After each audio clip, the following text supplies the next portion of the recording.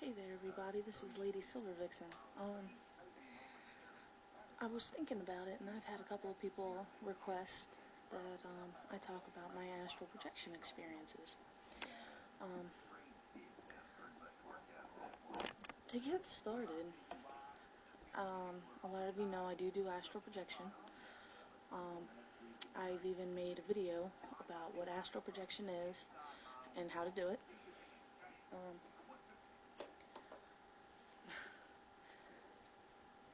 Let's see.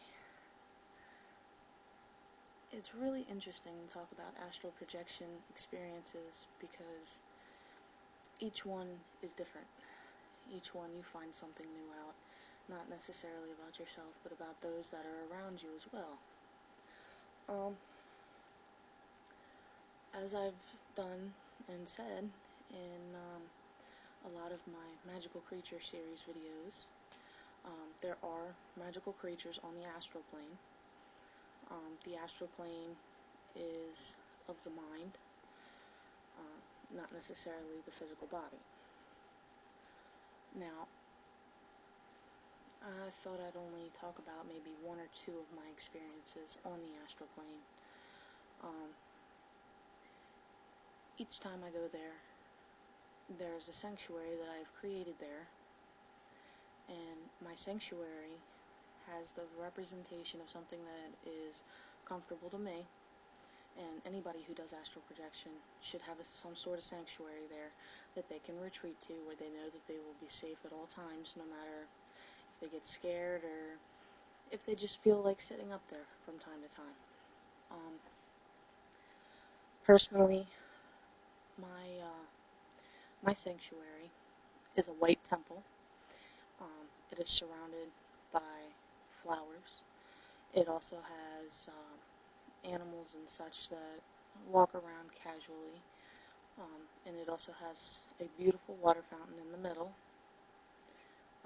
There's always candles on the ledges, and just in general, it's very peaceful for me there. So that's the first place that I always go to. And then from there, I'll usually walk out and I'll just kind of drift around, if you will. Everybody's astral form is different.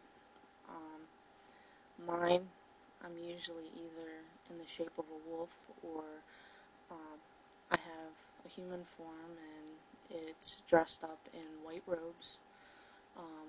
A good representation of these robes would probably be the old Egyptian free-flowing robes.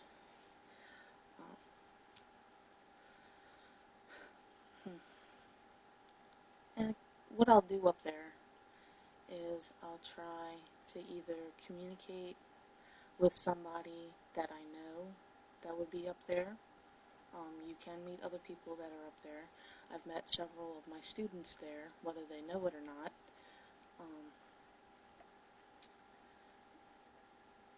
And it's always interesting. I mean, sometimes I teach up there, and some of my more advanced students will remember what they're taught. The astral plane is a great place for people to not only learn about themselves, like I said, but to learn about other people. You gain a very deep understanding of who you are by what you look like up there. It's probably one of the closest representations of what your higher self looks like. Like I said, there are magical creatures up there. I have had some interaction with some of them. An example would be some of the Fae. I have come across some of the Fae while I was astrally projecting. For those of you who don't know what or who the Fae are, I'm talking about fairies, and I did do a Magical Creature series video on them, so you can go and check that out. I'm sure at this point in time I probably sound really low, and the reason for that is because it's 5 minutes after 4 o'clock in the morning here, and most of my family's sleeping. The only reason that I'm actually up is because I'm a certified nursing aide, and I work 11 o'clock at night to 7 in the morning. It just so happens I have today off. So I thought I'd go ahead and I'd talk about this stuff.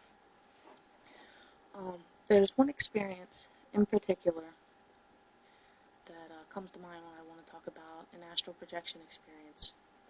And it's the first time that I actually was able to astrally project myself.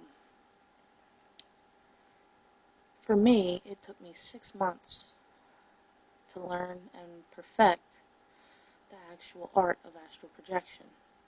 Now, there are some people out there who can do this in a month. Some of you it'll take 2-3 years. I can astrally project myself while I'm sitting here talking to you. That's how advanced I've gotten. Some people can't do that, obviously. It really all depends on the person and where they're at in their life. If you are upset, you should not astral project. It means if you're sad, if you're angry, it doesn't matter. If you are upset emotionally, do not try to astrally project, because when you do, when you get there, the vibrations that you normally go up there with will change. And you will start drawing in things that you don't want to draw in. There are things that are known as astral nasties, and unfortunately on my first experience to the astral plane, I did come across one.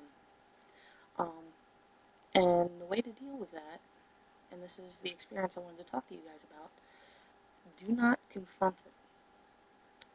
There are some that you can confront, and then there are others that you cannot. The safest bet is do not confront any of them. What you do is, a lot of you are still probably using the silver cord method, where your astral body is connected with a silver cord. What you do is you grab that cord and try to make a physical part of your body move. Otherwise, pull on the cord and imagine and think of your body. Think of your physical body. When you do this, it will take your spirit and it will draw you back. Okay? This is the safest way to return to your body, is to just think about it. The transition is usually very smooth, and you will snap out of it very quickly. I have a lot of people who ask me, well, I had this dream where I was flying. Was it actually astral projection? The answer to that is no. Astral projection is a very deep meditative state, or a trance-like state, where you are literally, your spirit is literally leaving your body. Just remember that you can always return to your body. A lot of kids are afraid that when they start this, they will not be able to return to their bodies. That's not an issue at all, guys. Just so you know. Think of your body and you will return. Also, make sure that while you're doing astral projection, you have some sort of protection near you, whether it be a cross, your pentacle, if you're a Wiccan or a pagan. You want some sort of protective image that you can hold on to. And that's really all I can think about, to be honest. But I hope you all enjoyed this. I hope you all can hear me. I still haven't recalibrated my microphone yet, so I'm sure if I'm not clipping in and out, my voice is probably very low. So I hope you all enjoyed this, and I will be seeing you all later. This is Lady Silver Vixen, and I'm signing out.